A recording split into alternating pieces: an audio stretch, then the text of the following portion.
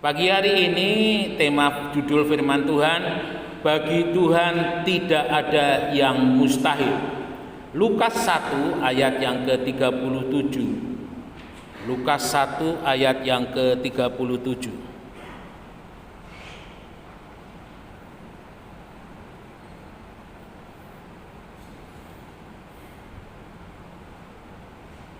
Lukas 1 ayat 37. Sebab bagi Allah tidak ada yang mustahil. Ya, terima kasih. Bapak Ibu Saudara yang dikasihi oleh Tuhan, ayat ini dituliskan berkenaan dengan kehamilan daripada Elisabet dan juga kehamilan daripada Maria. Nah, kita melihat sosok daripada Elisabet dan Maria ini, keduanya adalah orang-orang yang sungguh-sungguh beribadah kepada Tuhan, ya. Elisabet adalah istri daripada Imam Sakaria, lalu kemudian Maria istri daripada Yusuf. Nah, ada satu hal yang menarik, benih daripada Elisabet memang berbeda dengan benih yang ada di dalam Maria, ya. Karena memang benih daripada Elisabet itu dari Sakaria, tetapi kalau Bapak Ibu Saudara ingat bagaimana itu semua terjadi karena keadaan daripada Elisabet yang mandul. Tetapi ketika Imam Sakaria bertugas di dalam bait Allah dan masuk di dalam ruangan Maha Kudus, ya, lalu di sana Tuhan berbicara kepada Imam Sakaria dan Imam Sakaria tidak bisa berbicara sampai akhirnya Yohanes Pembaptis lahir. Nah, Bapak Ibu Saudara yang dikasihi oleh Tuhan, dan kita juga boleh melihat benih yang ada di dalam kandungan daripada Maria itu adalah benih yang berasal dari Roh Kudus, benih yang berasal dari Allah sendiri. Memang ada berbeda, ya, antara benih daripada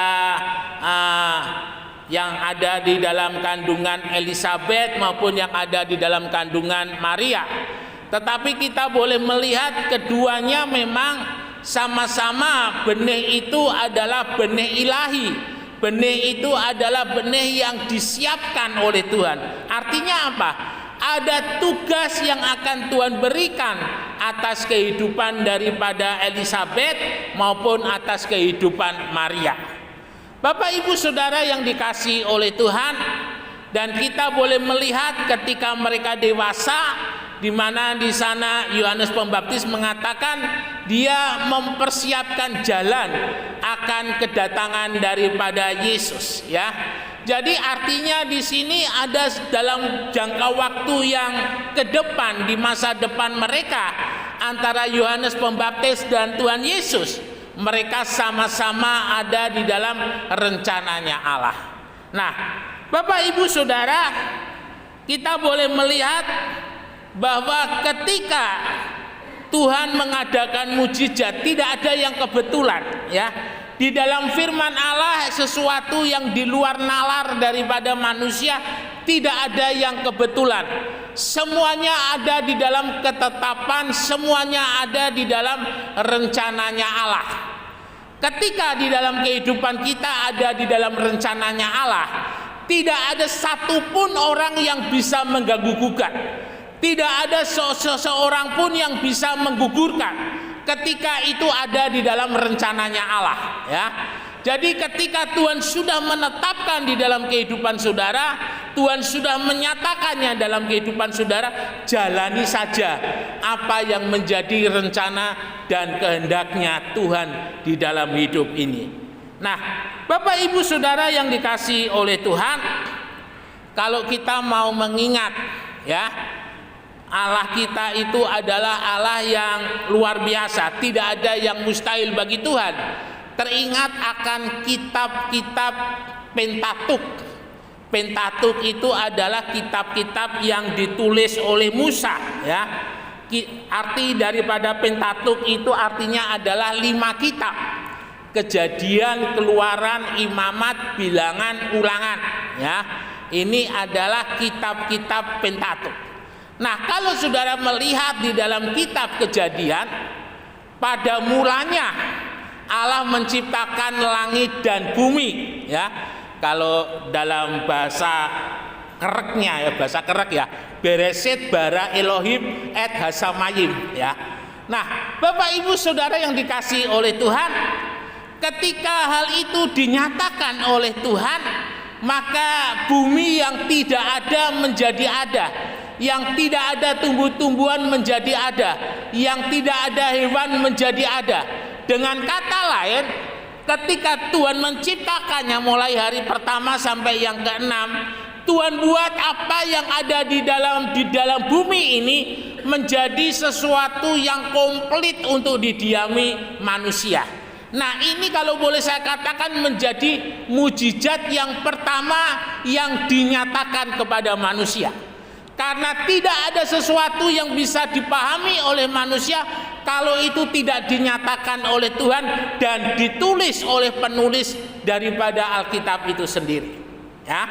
Nah, Bapak Ibu Saudara sekalian yang dikasihi oleh Tuhan, ketika kita berbicara mengenai mujizat, itu adalah perbuatan atau kejadian di luar nalar atau pikiran atau kemampuan manusia. Itu adalah mujizat, ya. Kalau itu di luar nalar, di luar kemampuan daripada manusia, dan itu hanya bisa dilakukan oleh Tuhan. Nah, kalau kita mau melihat di dalam kitab-kitab Injil, ya, jadi yang dinamakan kitab-kitab Injil itu Matius, Markus, Lukas, dan Yohanes, atau di dalam bahasa Yunaninya Euangelion, kabar sukacita besar sekali. Itu adalah kitab-kitab Injil. Nah, kalau kita mau melihat di dalam kitab-kitab Injil, ada banyak hal yang diperbuat oleh Yesus tetapi tidak bisa diperbuat oleh siapapun juga. Orang yang sudah buta puluhan tahun, orang yang sudah lumpuh puluhan tahun, orang yang sudah mati 4 hari, semuanya dibangkitkan, semuanya disembuhkan oleh Tuhan dengan caranya yang luar biasa. Bapak Ibu Saudara yang dikasihi oleh Tuhan, dan mujizat-mujizat yang ada ini menjadi sebuah awal bagaimana Allah menyatakan dirinya bersama-sama dengan manusia, ya. Karena Allah tahu keberadaan manusia itu serba terbatas, tetapi Allah tidak terbatas. Sehingga ketika Allah bersama-sama dengan manusia, salah satu hal yang dilakukan oleh Allah untuk boleh bersama-sama dengan manusia itu adalah mujizat. Ada banyak kali dituliskan di dalam Perjanjian Lama bagaimana mujizat itu menjadi sesuatu jalan, sesuatu hal yang kalau yang terakhir yang saya katakan sekitar tahun 1900-an itu mengenai Bukit Mukatam yang ada di Mesir. Bagaimana Bukit Mukatam itu bisa berjalan kurang lebih sejauh 5 km. Dan itu adalah sesuatu hal yang ajaib. Jadi kalau Bapak Ibu Saudara nanti ke Mesir, jangan lupa lihat itu yang namanya Bukit Mukatam, ya. Bukit Mukatam ini menjadi sebuah saksi karena salah satu khilafah yang memberitakan agama sebelah itu dia hendak memberitakan agamanya kepada orang-orang yang ada di Mesir. Karena kita ingat pada masa itu Mesir adalah mayoritas orang-orang Kristen. Nah, ketika itu khilafah ini mengatakan ada sesuatu hal kalau pendeta ini bisa membawa Bukit Mukatam itu berpindah, maka dia akan percaya. Tetapi kalau tidak, maka pendeta ini dan seluruh jemaatnya harus mengikut di dalam khilafah ini. Sampai pada akhirnya sesuai dengan waktu yang sudah ditentukan, mereka sama-sama di lapangan, lalu kemudian pendeta ini bersama kalau tidak salah ada 99 orang yang bersama-sama dengan pendeta ini berdoa, dan akhirnya mereka memohon supaya Tuhan boleh menggerakkan supaya Bukit Mukatam itu bergerak. Dan ajaib saudara, dalam kisah itu dikisahkan bahwa Bukit Mukatam itu seperti berjalan. Nah, ini adalah sesuatu hal yang di luar nalar daripada manusia, sesuatu yang impossible, sesuatu yang tidak mungkin. Dan kita juga harus percaya di dalam kehidupan kita sebagai jemaat Tuhan, sebagai umat Tuhan hari-hari ini, masihkah ada di dalam kehidupan kita mujizat itu? Ya, artinya kehadiran daripada Yesus itu di salah satunya ditandai dengan mujizat. Ketika dalam kehidupan orang percaya, dia sungguh-sungguh ada di dalam persekutuan dengan Tuhan, dia hidup di dalam rencana dan kehendaknya Tuhan, maka mujizat itu juga akan terjadi di dalam kehidupannya. Ya, saya banyak kisah sebenarnya tentang mujizat itu. Seperti ketika pertama kali saya bermain gitar, saya mendapatkan berkat gitar itu dari almarhum Singse Haryono, Ijo Haryono, mertua daripada Pak Simon Sigiro, di mana di sana beliau menyaksikan kepada ayah saya, dan saya juga mendengar suatu saat ketika beliau pulang dari Surabaya hendak ke Tuban, tiba-tiba di jalan itu ada perasaan tidak sejahtera, ya. Lalu kemudian ketika beliau bertemu dengan mamahnya, saya belum pernah kenal dengan mamah atau mamah daripada Pak Haryono ini, tetapi beliau katakan mamahnya menyuruh untuk membelikan gitar buat saya. Nah, Bapak Ibu Saudara yang dikasihi oleh Tuhan, dan akhirnya Bapak Haryono ini kembali lagi ke Surabaya dan membelikan saya sebuah gitar Osmond yang lumayan bagus pada saat itu, ya. Dan itu menjadi pengalaman saya pertama mempunyai gitar. Nah, ada banyak hal yang Tuhan bisa lakukan. Tuhan bisa pakai orang-orang di sekitar kita untuk menjadi alatnya Tuhan, untuk menjadi caranya Tuhan di dalam memberkati, di dalam menolong kehidupan kita. Nah, saudara-saudara, kalau kita mau melihat di dalam kehidupan daripada bangsa Israel, ya, bangsa Israel tidak pernah lepas daripada panggilan Abraham. Jadi panggilan Abraham, kalau boleh saya katakan, itu juga merupakan panggilan mujizat. Mengapa? Karena ketika Tuhan memanggil Abraham, Abraham belum menjadi orang yang percaya, belum menyembah kepada Tuhan, tetapi Abraham menyembah kepada ilah-ilah yang lain yang ada di dalam kehidupan keluarganya, ya. Keluarganya yang ada di Ur Kasdim itu yang disembah oleh Abraham, sampai akhirnya Tuhan memanggil. Nah, saudara-saudara, ada satu hal yang luar biasa. Ketika Tuhan memanggil Abraham, Abraham mendengar dan Abraham merespon apa yang menjadi panggilan Tuhan. Nah, ketika Tuhan memerintahkan kepada Abraham, kamu pergi keluar dari negerimu, dari sana saudaramu, ke tempat yang akan aku tunjukkan kepadamu. Abraham belum tahu Tuhan akan membawa kemana, belok kanan, belok kiri, atau lurus. Abraham tidak tahu. Tetapi Abraham hanya menurut apa yang Tuhan katakan, pergi keluar dari negerinya. Dan jarak antara Ur Kasdim sampai dengan Yeriko paling tidak itu adalah pintu untuk masuk di tanah perjanjian, paling tidak yang mempunyai jarak sekitar 700-800 km. Sebuah jarak yang panjang.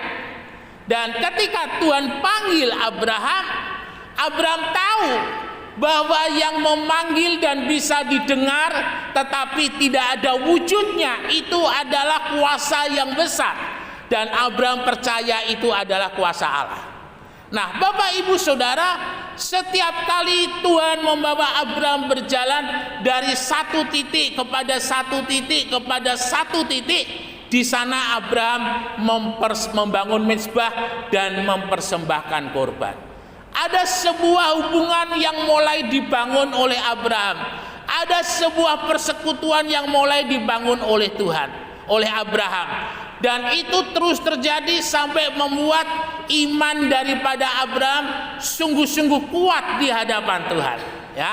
Sampai akhirnya Tuhan menguji imannya Abraham dengan menyuruh Abraham untuk mempersembahkan anaknya Ishak, dan dengan mujizat Tuhan menggantikan dengan seekor anak domba yang Abraham tidak bawa, yang Abraham tidak tahu tiba-tiba muncul di semak belukar dekat daripada ketika Abraham mempersembahkan Ishak. Ini adalah sebuah peristiwa yang terjadi di dalam kehidupan daripada Bapak Abraham. Nah, Bapak Ibu Saudara, menarik.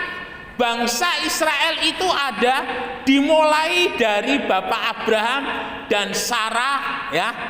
Lalu kemudian dari Bapak Abraham dan Sarah melahirkan Ishak. Ishak melahirkan dua orang anak, ya, Yakub dan kakaknya. Nah, kita melihat Yakub yang dipilih oleh Tuhan, dan akhirnya Yakub melahirkan 13 anak. Yang paling kecil 13 itu perempuan, namanya Dina. Nah, 12 anak itu menjadi cikal bakal daripada bangsa Israel.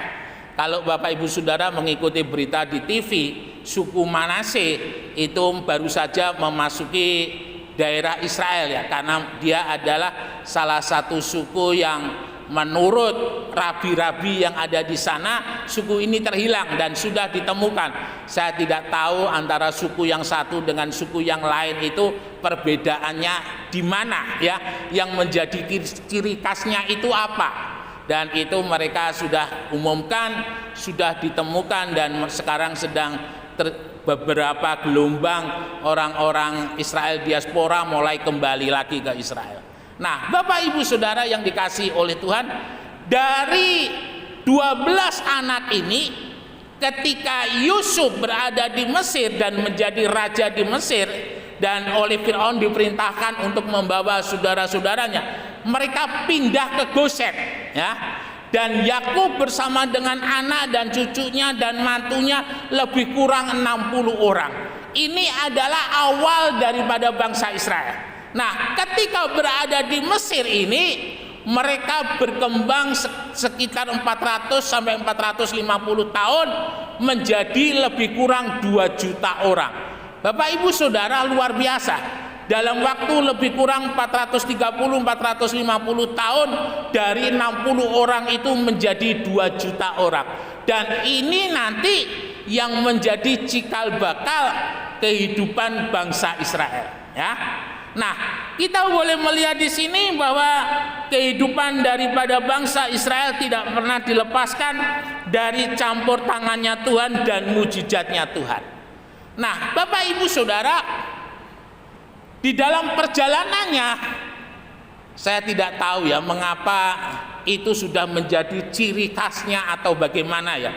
Sebagai seorang yang firman Tuhan juga katakan bangsa itu tegar tengkuk, ya. Jadi tidak bisa mau merendahkan, tidak bisa nurut. Jadi maunya itu nantang begitu. Nah, kalau kita mau memperhatikan bangsa Israel, karena ketegar tengkukannya dan kekerasannya, mereka akhirnya dibuang. Nah, kita harus ingat bangsa Israel itu ada 10 suku itu ada di utara, lalu yang 2 suku Benyamin dan Yehuda itu ada di selatan dengan ibu kotanya Yerusalem. Nah, kita melihat yang 10 suku ini di dalam sejarahnya mereka hilang lebih dahulu, baru kemudian yang 2 suku. Bapak Ibu Saudara yang dikasihi oleh Tuhan, setelah mereka tercerai-berai dan mereka mulai kembali, tetapi mereka tidak sungguh-sungguh kepada Tuhan, sampai akhirnya antara kitab Nabi Maleaki sampai dengan Injil Matius itu ada kertas putih di Alkitab Saudara, maka saudara akan mendapati ada masa kurang lebih 700 tahun Tuhan tidak berbicara kepada umatnya. Ini adalah satu masa yang paling gelap di dalam kehidupan daripada bangsa Israel. Nah, ketika mulai dengan Injil Matius, di sana Tuhan hadir melalui Yesus. Bapak Ibu Saudara yang dikasihi oleh Tuhan, kita lihat kelahiran daripada Yesus adalah kelahiran mujizat. Ketika Yesus masih bayi, dia pun juga bayi yang penuh mujizat. Bagaimana ketika hendak dibunuh oleh Herodes, malaikat Tuhan memerintahkan untuk pergi ke Mesir, ya. Lalu kemudian balik lagi dan Yesus menjadi besar. Dan kita ingat mujizat yang diperbuat oleh Yesus yang ditulis adalah mujizat air berubah menjadi anggur yang ada di Kana. Itu dipercayai sebagai mujizat Yesus yang pertama. Nah, Bapak Ibu Saudara yang dikasihi oleh Tuhan, dari mujizat yang pertama yang dibuat oleh Yesus, lalu kemudian Yesus bertemu dengan Petrus, lalu Yesus meminjam perahu Petrus, lalu Yesus memerintahkan kepada Petrus karena perahunya sudah dipinjam, kamu pergi lagi ke tempat yang dalam dan labuhkan pukatmu di sebelah kanan perahumu. Apa yang terjadi ketika Petrus berkata, semalam-malaman aku gak dapat ikan Tuhan, tetapi karena Tuhan yang memerintah aku akan pergi. Nah, ini adalah sebuah contoh yang juga menjadi teladan dalam kehidupan kita. Kalau firman Tuhan perintahkan pergi, meskipun kita sudah pergi, saudara harus pergi, ya. Karena dengan pergi yang dipimpin oleh firman Allah, karena dengan pergi yang dipimpin oleh Tuhan, hasilnya beda dengan apa kalau kita pergi. Ketika di Yerusalem, ketika di Tiberias, di Danau Galilea di Tiberias, saya melihat jam-jam dari Petrus itu kira-kira anginnya angin darat, ya, angin yang dari laut ke darat. Dan kalau Petrus kembali lagi ke tempat yang dalam, artinya Petrus harus menentang angin, melawan angin. Nah, kita lihat di sini Tuhan mau supaya Petrus pun juga beriman. Petrus pun juga berusaha bagaimana dia bisa mendapatkan iman itu. Di sini kita boleh menarik satu pelajaran di dalam kehidupan orang percaya. Tanpa adanya persekutuan dengan Tuhan, kita nggak punya iman. Tanpa kedekatan kita dengan Tuhan, tidak ada iman. Iman hanya akan tumbuh, iman hanya akan berkembang menjadi kuat ketika kita ada di dalam persekutuan dengan Tuhan. Ketika Petrus mulai membawa perahunya, kalau perahu yang lalu saya naiki itu adalah tipikal daripada perahunya Petrus, artinya perahu itu cukup gede, ya, cukup besar. Artinya 12 murid itu bisa ada di sana, dan pada waktu itu juga ada ibadah di kapal kurang lebih ya sekitar 40-50 orang. Artinya perahunya cukup gede. Dan ketika itu dibawa oleh Petrus, dia harus berjuang melawan angin, ya. Nah, itu juga yang ada dalam kehidupan kita. Untuk membangun iman harus ada perjuangan melawan kedagingan, menolak kedagingan, untuk kita boleh dekat dan bersekutu dengan Tuhan.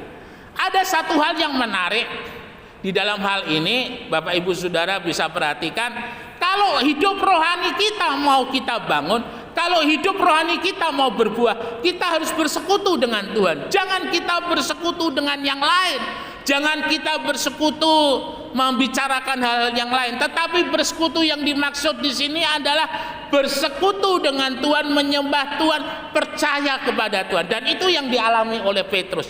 Sampai akhirnya dia berada di tempat yang dalam dan dia melabuhkan jalannya di sebelah kanan perahunya. Nah, Bapak Ibu Saudara, apa yang terjadi ketika Petrus menurut firman Tuhan? Ketika Petrus menurut apa yang dikatakan Tuhan, perahu itu penuh dengan ikan. Nah, ini adalah sebuah pembelajaran di dalam kehidupan kita. Apapun yang hari-hari ini kita hadapi, dengan situasi dan kondisi yang ada, kita boleh tetap percaya. Bersama-sama dengan Tuhan kita bisa. Bersama-sama dengan Tuhan kita menang. Bersama-sama dengan Tuhan kita sukses. Karena kemenangan daripada Tuhan. Immanuel, Tuhan Yesus memberkati, beri kemuliaan bagi nama Tuhan.